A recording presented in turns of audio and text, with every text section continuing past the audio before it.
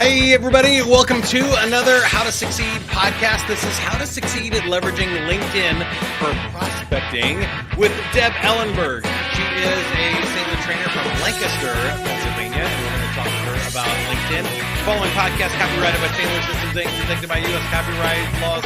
Like, share, join in the comments. We're recording these live this year, so if you're on Facebook, LinkedIn, or YouTube right now, you can just chat in the comments and join us in the conversation. If you are not, nothing wrong with that. Subscribe to the podcast, share with somebody that you like, and leave us comments. Reach out to us at Sandler.com. Deb, before we get started, I also feel like I should mention a book since I helped write it. It's called LinkedIn the Sandler Way. So if people go to Sandler.com, they can get it for free right now. If you're interested in LinkedIn, check out LinkedIn the Sandler Way. I wrote it about like 7 or 8 years ago now. So we're going to update those with Deb today, but still good stuff. I knew that LinkedIn would evolve and the world would change. So we put some good evergreen stuff in there for you. But I wanted to ask you, Deb, starting off here, what do you feel like is the key to leveraging LinkedIn for prospecting? Well, I'd say the key is just to start it, just to do it.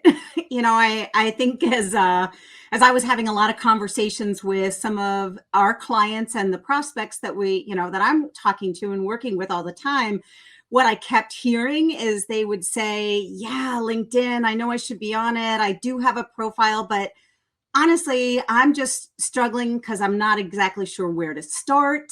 I don't know what to do on it. I even had a conversation last night, and one of the guys who's had a business, a marketing business for about 25 years, he was like, I don't even know what to post.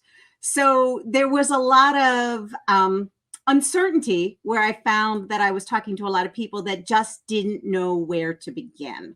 So in answer to your question, I say, you just got to start, it's stepping out of the comfort zone and just doing it. Yeah. I mean, I think obviously the biggest part to leveraging LinkedIn is doing something to leverage LinkedIn. You got to post, you got to reach out to people, connect, start more interesting conversations. I think, what are some of the attitudes you would like us to have when we're thinking about how we leverage LinkedIn? So I think it's looking at what is your attitude when you think about LinkedIn. What's that belief and about prospecting? Is it something that, I don't know, spending time on LinkedIn is just a time suck. It's not really worth my time. So from an attitude perspective, it's really looking at what is your belief just to begin with and saying, you know what? I can use LinkedIn, that it's a really great tool for creating connections, finding my ideal client, maybe creating some opportunities to engage my ideal client in conversation to see if it's even makes sense to do business together. So it's that mindset shift that, yes, it's not a time suck, but it is worth my time. So it's really looking at what's our attitude when it comes to prospecting in general on LinkedIn. Yeah, I think for me, there's a couple of ideal attitudes. One is I think you have to take a mindset of either marketing or sales. And we talk about this a little bit in the old LinkedIn book. But if you're in sales, your real job is to treat it like a networking event. It just happens to be the world's largest online networking event. And you need to meet some people. You need to deliver your 30-second commercial. You need to start some conversations, maybe mix it up in some groups, see what happens, and see if there's any opportunities for you to get referrals, things like that. If you're in marketing and you're trying to build your company's brand, then I think you're seeing it as like an advertising platform, that there's a lot of attention here. There are ways to buy ads on there, to build large followings and broadcast messages and advertisements to people. But that's a different attitude. That's a different mindset than really what we talk about for an individual salesperson. So this may take us into behavior, and that's okay too. But what are, 3 or 4 things that salespeople can do to really leverage LinkedIn? Yeah. So from an attitude perspective, it's not coming at LinkedIn to say, I'm going to sell somebody something. I'm not going to put a connection out and do an immediate sales pitch. It's really looking at LinkedIn as it's an opportunity to connect and engage with somebody. So how am I going to do that? I am going to be on it, so, but from an attitude, I want to crawl, walk, run, but I want to start creating some of those connections. And the ways that I'm going to start to create some connections is that I might go through some of my folks that I'm already connected with and find out who they're connected with and ask them, can you help me with an introduction? I might get involved in more groups. You had mentioned that. Again, because the more first degree connections that you have, the easier it is to have direct conversations. But what you don't want to do is come at people as a salesperson and sell something and pitch something. It's really about looking at, I want to get to know you. I want to learn a little bit more about you. Let me see if I can help you. And that's the mindset and the attitude that you want to take when you start to do some stuff on LinkedIn. Yeah, so that takes us into the behavior and the doing stuff. I think a lot of people, like you mentioned, don't know what to do. Maybe it feels aggressive for them to search for prospects and do cold outreach, or they're not sure what to post or what to say and stuff. When you think about behavior, what do you what comes to mind? Yeah, again, I'll come back to, you've got to crawl, walk, run. So kind of start with wherever you are. But from a behavior perspective, it really starts with, again, what are your objectives? And from a sales perspective, it is, I want to find who is some of my ideal clients. Who are they? So it's really being able to use the search button to identify, who are you really trying to attract? Who are you trying to connect with? And who are you trying to engage? So it's really starting with knowing your ideal client first and what that looks like. So using, from a behavior perspective, it's, how am I going to use it? From using an advanced search. So can I research and search my clients? Can I then create and generate a lead list from doing that search button? Because there's so many different things that you can do on LinkedIn, but then it's, okay, if I want to be a content expert and I want to demonstrate some expertise because I want people to know that I know what I'm talking about, what are some of the information that you can share? And the way that you would do that, you could do that through posting. So it's then looking at, from a behavior perspective, how frequently are you going to post? What are you going to post? If you're not comfortable posting, then it's, what am I going to do in terms of making some connections with other people as I read their posts and maybe make some very intentional comments on the things that they post. It's not just, hey, great posts, that's really helpful, nice. But it's maybe adding to, it's asking a question, and it's a little bit more intentional and meaningful as you are identifying and then reaching out and connecting with your ideal client prospect. Yeah, I love that. It makes a ton of sense. And I think it is sort of just finding your voice a little bit and all of those things. If you are not working with the Sandler trainer, they definitely help. But I think in all of that, the problem most people have, well, it's one of two problems, right? They're either too salesy and they come up with this resume speak, or too aggressive and they're reaching out, or they're just not sure what to say at all. And they haven't really thought about articulating what they do in their business in a way that's casual and conversational and not pushy, directly looking for a thing. So as we Well, move and to, I'll add yeah, another go ahead. thing another thing that I see is that people treat it like Facebook, and LinkedIn is definitely not Facebook. They're two different platforms. So the stuff that you're going to put on Facebook is not necessarily, or might not necessarily be appropriate for LinkedIn. LinkedIn is your professional network.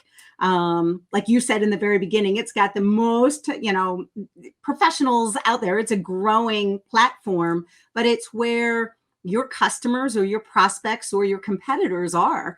And from a very professional perspective. I think that's a really great point. And building on that, I think you got to look at this long term too, about like building your personal brand and your reputation. So if you're Mhm. short-sighted and you're just saying, hey, buy from me, and trying to post, stuff to get people to click and buy and stuff, that's not really going to help you long term in what you're doing. Most of us in professional sales are thinking about our career, our reputation, building networks of people and strategic partners, but also clients that are long-term relationships will maybe take us to their next job. That really helps you decide on what you want to share, what you want to say, and the types of stuff you're putting out there. Any other techniques come to mind when you think about how to use LinkedIn? There's obviously a ton of stuff, and buttons move around and go away and all kinds of things, but what comes to mind when you think of techniques for leveraging LinkedIn? Yeah, so quite a few things, but from a technique perspective, you want to invite people to the conversation. And a couple different ways to invite people into the conversation is definitely through tagging. So, tagging is using that little at button, and then typically the person's name will populate. When you're posting information, you want to make sure that you're tagging people. If you're doing a picture, there's an opportunity to tag on the picture. If you're doing a post, you can tag underneath the post with a number of people on that, or you can come down in the comment section and you can tag a lot of people, maybe adding a question. Hey, what do you think about this? So tagging is one way to invite people into the conversation. Another way to invite people into the conversation is by using hashtags. Now, I will say from a technique perspective, LinkedIn says don't use more than 3. The recommended number is don't use more than 3 hashtags. I see a lot of posts sometimes that people do, and they might have 9 or 10, hashtags. LinkedIn Hashtag kind of too many frowns upon that. hashtags. Yeah. So 3 is the magic number. And I also say give life to the content, whether it's your content or it's somebody else's content. Again, because if your purpose is, I want to meet, I want to connect, I want to learn about others to see if it's worth a conversation to do business together. Because again, that's where when you're prospecting, it all starts with a conversation. So it's really looking at then maybe it's content that you've written or it's content that you've seen somebody else has written, and it's using that send button and send it to somebody that's in your network to say, hey, I read this or I wrote this and I thought that you might appreciate this, maybe given our last conversation or something that I saw that you wrote. Or so it's giving life to a content that you've either written, or it's starting to engage somebody else in conversation, because it's about them, it's not about you. I love that. I love sending it directly to people. That's one of my go-to moves for sure. Is when I read something that I'm like, oh, so and so needs to hear this. I always hit that send button and make sure that I fire it off with a note. I also like the idea of breathing life into stuff, because I think too many people still rely on like just text in their message, and images or video or recording yourself and sending it up as a post will get a lot more engagement and views than just Mhm. typing a short or long text thread with no poll or interesting way to start a conversation. And sometimes LinkedIn shortens those posts, so your good stuff they might not even see if it's 5 or 6 lines down. So making sure that Right. you really do something to earn that attention, but also earn the value in your network that you're giving to people and you're trying to get out of it.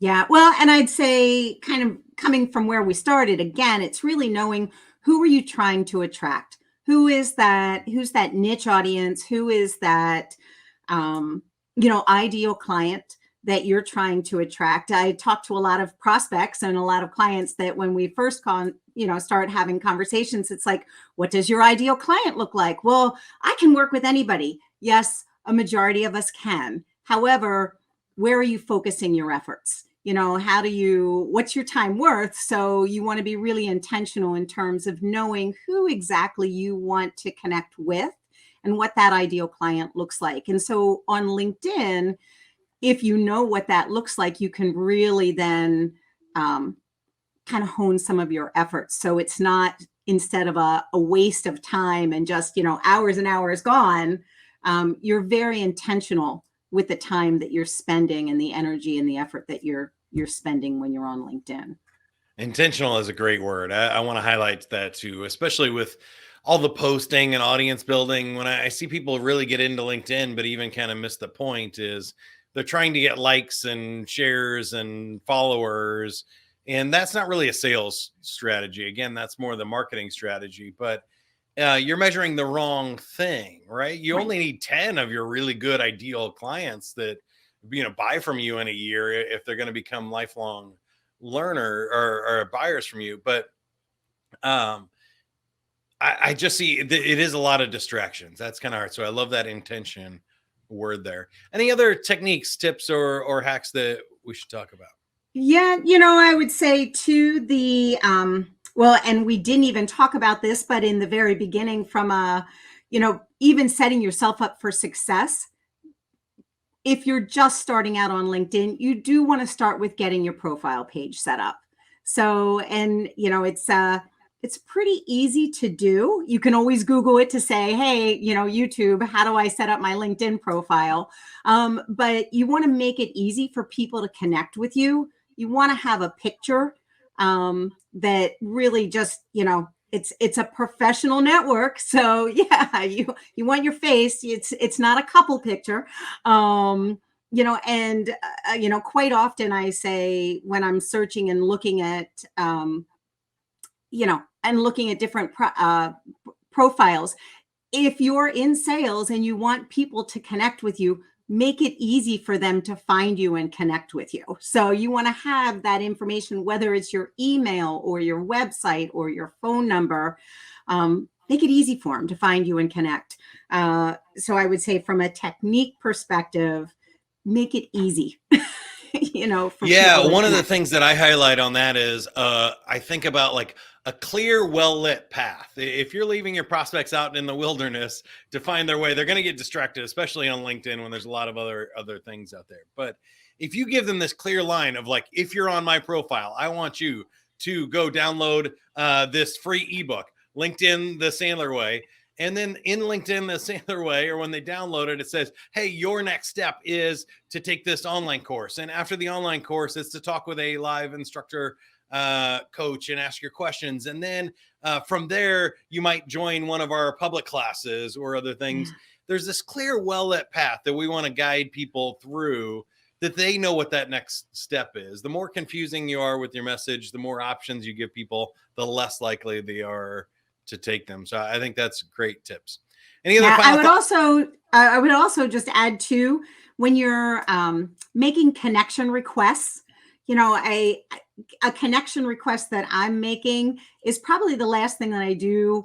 I might send them a message first to say, hey, I'm really curious. I'd love to learn a little bit more about you. It's not necessarily to connect, because people have their guard up. If I connect with you, are you going to send me a sales pitch? So it's when I'm sending a connection request, it might be, specifically that, hey, I'd love to learn about you. If you're open to a 5-minute conversation, I'm, whether you hit the connect button to, approve, that's great if you think it makes sense. But also, when I do receive connection requests, instead of just automatically connecting with them, I will respond with a message that says, you know what, I'm very intentional, love to learn a little bit about you, thinking you probably have some questions for me too. Are you open to hopping on a 10-minute call just so we can learn about each other before we get connected? If you're open to that, great. Let me know what your availability is. But I found that has been the first step in really getting intentional on who I'm connecting with, and even just saying, listen, I like to learn about the people that I'm connected with, because I'm all the time making connections, like with making introductions and giving referrals. So I don't want to just connect with you just for the sake of connecting. Let's get to know each other first. And I would say 95% of the people say, oh my God, that's a great idea. I'm like, steal it. It's yours. No, I think that's a great no or low risk way to reach out and start a conversation out of these LinkedIn connections. And you can do that with likes and stuff too on your posts. Absolutely. Send people a message. Say, hey, I appreciate it. What did you like about it? Or I haven't heard from you in a while. What's going on in your world? And start conversations that way. And it's a really, really great. I think it separates you from other people that you said are just, it's an insurance salesperson adding you on LinkedIn, and then you get pitch slapped with their Calendly link and asking to buy from them. It doesn't make you feel like a real human being. You wouldn't do that in a live networking event. And I think that's a great way to think about it. Once again, we're talking with Deb Ellenberg, a Sandler trainer from Lancaster, Pennsylvania. And if you would like to learn more about Sandler and LinkedIn, go to Sandler.com. You can check out the book. There's a really great white paper about 10 ways you can use LinkedIn for prospecting. And just search for that on the top bar there. If you want help, search a local training center, or if you're an enterprise account, you have more than one location, reach out to the enterprise team there on Sandler.com. And one more thing I wanted to highlight here in our shameless plugs is the Sandler Summit. If you go to Sandler.com/summit, we do a live summit in Orlando every March, and we do a virtual summit in the fall, whichever one it would make the most sense to you. We have really great speakers and thought leaders from around the world and really cool networking. If you're watching this and you're a networker, go to the Sandler Summit. Check it out. Devin says, great job, Deb. Thanks for the insight today. Wayne says, thank you as well. You can connect with us on LinkedIn. Deb's going to ask you for a meeting. I'm a shameless LinkedIn open networker because I do all of the public stuff for Sandler. So I accept all requests there, but reach out to us on LinkedIn. I want to get to know you a little bit better, Deb. At this point in your Sandler journey, how would you define success? I always come back to the success triangle. So, I want to make sure that I've got the right attitude with any goal that I'm achieving or, striving for. I'm making sure that I'm doing the right things, the right behaviors, and then I'm doing things right. So I'm always honing and practicing and reevaluating what else can I do differently? What could I do better, to improve? And the only other thing that I'd add to that is I am open to failing.